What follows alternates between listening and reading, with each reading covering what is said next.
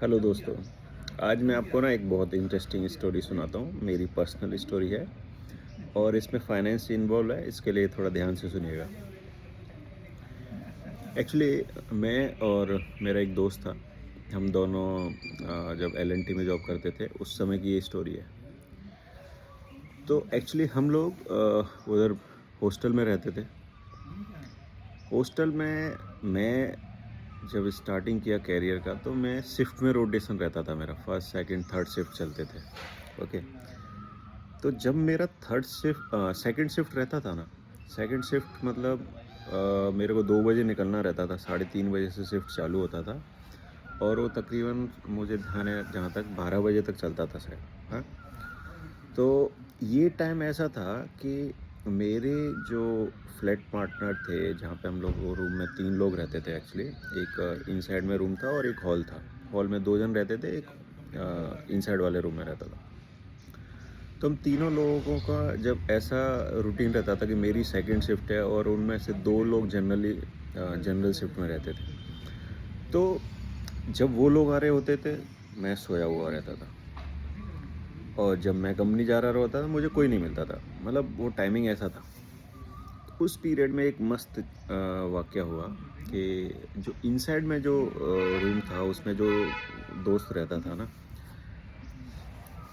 उसको generally room खुले रखते थे सब लोग। तो मैं एक दिन उसके रूम की तरफ गया तो देखा उसकी टेबल पे एक बुक रखी है। शायद ये स्टोरी उसको भी नहीं पता होगी। तो बुक रखी थी, बुक का टाइटल था think and grow rich. Napoleon Hill की बुक थी। तो वो पड़ी थी टेबल पे। तो मैं बुक उठाया, उसका शुरुआत का 1-2 पेज पढ़ा। उसमें एक चीज़ लिखी हुई थी कि अगर मेहनत करने से ऐसे वाला बना जाता तो जो बिल्डिंग बनाने के लिए जो मजदूरी करते ना, वो शायद सबसे पैसे वाले होते। अब ये लाइन ऐसी थी कि मतलब पूरा ऊपर से नीचे तक हिला दिया इसने कि भाई ये बात तो सही है यार, कि अगर मेहनत करने से ही सिर्फ पैसे वाला बना जाता तो ये तो बहुत करिश्मा हो जाता, मतलब कि ये लोग बहुत पैसे वाले होते। जबकि ऐसा नहीं है। मैंने वो बुक को बंद किया और रख दिया। मैं सीधा उधर से निकला। वहाँ बुक शॉप थी, तो बुक शॉप के पास गया, बुक लेके आया। ये बुक मैंने ख़रीद ली। मैंने कहा यार ये बुक तो बहुत ज़बरदस्त है, ये तो मेरे पास होनी चाहिए। तो मैं जाके बुक ख़रीद के ले आया। मैंने वो पूरी बुक पढ़ी। ठीक है। ये बुक में ना कुछ स्टेप्स दिए थे फाइनेंस के। अगर आप कोई अमाउंट, कोई भी अमाउंट आप अपने माइंड में सेट करते हो, उसका कोई एक लिमिट सेट करते हो कि कब तक आपको वो अमाउंट चाहिए। ठीक है। और उसको आप डेली एफर्मेशन के थ्रू विजुलाइज करते हो तो वो चीज़ जल्दी ही आपकी लाइफ में होगी, ऐसा उसमें लिखा था।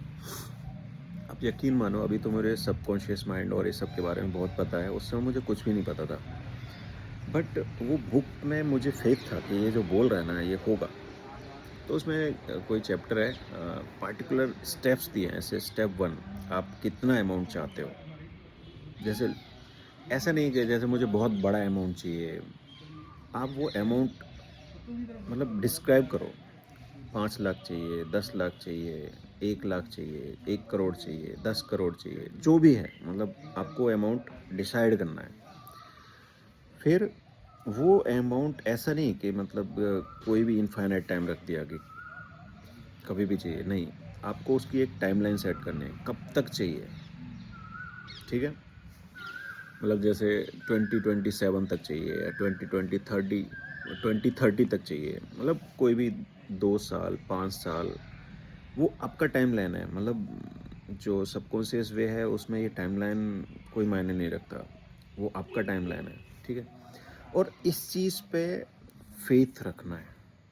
मतलब ऐसा नहीं है कि मतलब जैसे एग्जाम्पल के तौर पे आज की डेट में आप जॉब कर रहे हो या आप बिजनेस कर रहे हो और उसमें टर्नओवर हो रहा है, मतलब कि अर्निंग हो रही है सिर्फ 50,000 60,000 की नेट, और आपने डिसाइड किया 5 करोड़ मुझे चाहिए।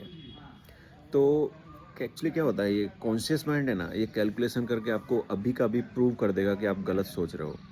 बोलेगा अभी तो भाई तुम 50-60 हज़ार कमा रहा है, मतलब तुम सोच रहा है कि 3-4 साल में तू 5 करोड़ रुपए तेरे पास होने चाहिए। उस चीज़ को आपको इग्नोर करना है। कैसे इग्नोर करना है वो अब मेरी वेबसाइट पे बहुत सारा मटेरियल है, उसके थ्रू थोड़ा जान सकते हो कि how to convince your conscious mind. Okay. और अगर आपकी क्वेरी है तो आप मेरे को भी मतलब चैट कर सकते हो, मैं आपको आंसर देगा। तो वो इमीडिएट बोलेगा कि भाई अभी तुम 50-60 हज़ार रुपये कमा रहा है और तू सोच रहा है 5 करोड़ तेरे पास हों, कैसे होंगे? तो उसको आपको इग्नोर करना है, आपको अपनी बात पर फेथ रखना है। फेथ कैसा रखना है? जैसे एक छोटा बच्चा होता है ना, जैसे मम्मी ने कुछ बोल दिया, मतलब पत्थर की लकीर, उस तरह का, कि अगर आपने ये ठान लिया है तो आपको इस पे विश्वास रखना है। चीज़ें आपके फेवर में कब कैसे हो जाएंगी आपको पता भी नहीं चलेगा। तो हुआ क्या था, वो बुक पढ़ने के बाद ना, एक दिन बुक मैंने कंप्लीट की थी, तो मैं अपने दोस्त के साथ एल&टी की बस में आ रहा था। मैं उसको शेयर किया, मैंने कहा यार इसमें ना ऐसा ऐसा लिखा हुआ है, एक बुक है उसमें ये स्टेप्स लिखे हुए हैं, हम लोगों को डिसाइड करना चाहिए कितना अमाउंट चाहिए, ट्राई करते हैं, टेस्ट करते हैं इसको। तो मैंने कुछ एक एक्स नंबर डिसाइड किया था कि, और I think with in 2 year मैंने डिसाइड किया था कि विद इन 2 ईयर मेरे पास इतना अमाउंट, मतलब मेरा एसेट वैल्यू ना इतना होना चाहिए। और उसने भी कुछ अपना एक नंबर डिसाइड किया, हमने कहा कि चल हम लोग इसको ट्रैक करेंगे, प्रोग्रेस को। ठीक है। अब यकीन मानो वो स्टेप्स हमने फॉलो किए, और जहन में था कि ये अमाउंट हम लोगों को अचीव करना है डेली। उसका उसमें है प्रिस्क्रिप्शन जैसा है, जैसे डॉक्टर नहीं बोलता है कि ये दवाई आपको सुबह दोपहर शाम लेनी है, ऐसा उसको सोचने का, वो जो गोल है ना उसको कहीं लिख के रखने का, ऐसी जगह जो आप उसको डेली एक्सेस कर पाओ, देख पाओ। सुबह में कॉन्शियस माइंड थोड़ा कम एक्टिव होता है, सब कॉन्शियस माइंड ज़्यादा एक्टिव होता है, तो मॉर्निंग टाइम में इसको मतलब आप सोचो। ऐसा ही होता है जब लेट इवनिंग नाइट होती है, तब भी अपना कॉन्शियस माइंड थोड़ा कम एक्टिव होता है और सब कॉन्शियस माइंड हाईली एक्टिव होता है। तो उस समय ही अगर थॉट प्रोसेस आपका ऑन रहता है ना, तो ये अचीव होता है। ये आपको मतलब शायद ऐसा लग रहा होगा कि सिर्फ एक स्टोरी जैसा है, बट ये रियलिटी है। तो क्या हुआ, हम ये प्रोसेस को हमने ऑन रखा, 2 साल के तकरीबन हो लिया। अब यकीन मानो जो मैंने अमाउंट सोचा था ना, तकरीबन उसमें कुछ महीने ऊपर गए थे, आई थिंक 4-5 महीने ऊपर गए थे, बट वो अमाउंट मैंने अचीव किया था लिटरली। इवन जो मेरा फ्रेंड था, तकरीबन उसने भी जो अमाउंट सोचा था वो अचीव किया था। तो मैं ये कह रहा हूँ कि बुक जो होती है ना, बुकों में ना बहुत लाइफ चेंजिंग कंटेंट होता है। बहुत सारे लोगों ने रिसर्च करके, बहुत सारी स्टडी करके एक बुक की फॉर्म में आपको बहुत कुछ बताने की कोशिश की है। अच्छी है। और अगर बुक पढ़ने का टाइम नहीं है तो मेरी वेबसाइट पे विज़िट करें, उसमें माइंडफुलनेस, मनी रिलेटेड रियल ऐसी ऐसी चीज़ें बताई हैं मैंने जो आप रियल लाइफ में इम्प्लीमेंट कर सकते हो। ओके। तो बुक पढ़ो, आर्टिकल पढ़ो, कोई भी ऐसी चीज़ जो आपको मेंटली ग्रो करे, फाइनेंशियली ग्रो करे, अपने स्किल्स पे ध्यान दो। ठीक है। और जो मैंने ये स्टोरी बताई है ना, ये कोई फेक स्टोरी नहीं है, रियल स्टोरी है, और मैंने अपनी फाइनेंशियल लाइफ को काफ़ी हद तक मैनेज करने की कोशिश की है हमेशा। और जब आप फाइनेंशियली कॉन्शियस रहते हो ना, तो कहीं ना कहीं आपको अपॉर्चुनिटी मिलती जाती हैं। ठीक है। ठीक है दोस्तों, बाय, थैंक यू।